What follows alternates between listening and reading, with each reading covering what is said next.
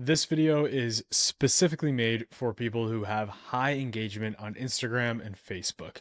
What I'm going to basically detail in this video is how to leverage that audience that you have organically into your ads. I wouldn't say this is an advanced operation by any means.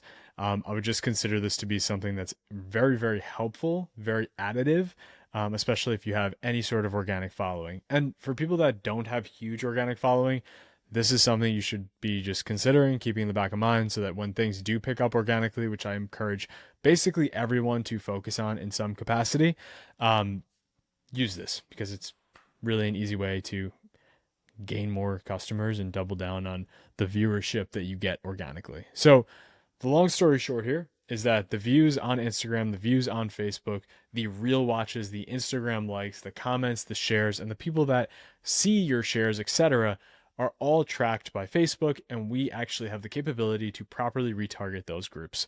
I'm just going to show you how to really easily do this. Now, in terms of structure, what you would basically do is you would bring this into your retargeting setup in most cases. So you can see here, I have like a 14-day Facebook and IG engagers. I went through this in the retargeting setup, but just want to detail out like how you could actually create these engagement groups because I think they're pretty important for us. So very simply put, in any sort of campaign, I have it in a prospecting, this is just a dummy campaign. It would be a retargeting campaign. First thing you need to do is click further limit the reach of your ads and click switch setup. Once you do that, you'll have detailed targeting enabled, you'll have custom audiences enabled. We're going to click custom audiences, create new custom audience. Once you're here, you're going to use two of your meta sources, which are going to be your Instagram account and your Facebook page.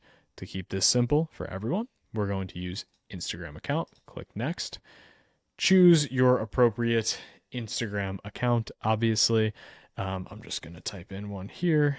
And then we have a whole lot of events that we could use to potentially target. This is really going to come down to just how big your account is in most cases. But the easiest thing to do is just use anyone who's engaged with your professional account.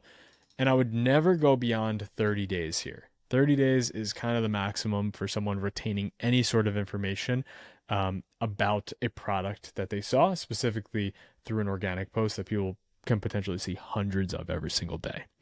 So anyone who engaged an account is ideal. Now, if you have so much engagement, you might want to break this down into two different places. Anyone who's engaged an account is one that's easy. A second piece of this would be a little bit more advanced, which would be anyone who saved a post, anyone who sent a message. Those are the two probably most important, or if you want to be a little bit more simple with this, anyone who engaged with any post or ad. So engaging with any post or ad is took action on this post, such as likes, comments, saves, swipes, button taps, or shares. That's pretty high engagement these days, where anyone who's engaged with a professional account includes visiting a profile. So that visit of a profile doesn't actually indicate heavy interest, where engage with any ad indicates a little bit more interest and just a little bit lower down that funnel, which I'd recommend. You do 30-day engagement here. You set this up. This we'll just call engagers or IG engagers 30 days. Create audience.